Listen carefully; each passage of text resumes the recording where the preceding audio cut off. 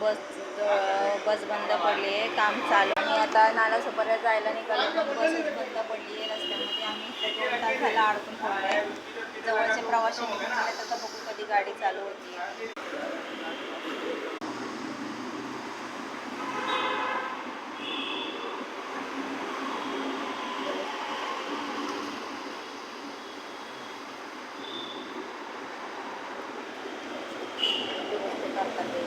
दुरुस्ती करतात बसची. थकून गेल्या, थकून बिचाऱ्या. 2 तास झालं. थोडंच पुढं आलं आणि गाडी बंद पडली. 2 तास झालं. त्याच्यासाठी फोन करतात ते कधी येणार मम्मी, कधी येणार मम्मी. आता बघू गाडी कधी चालू होती.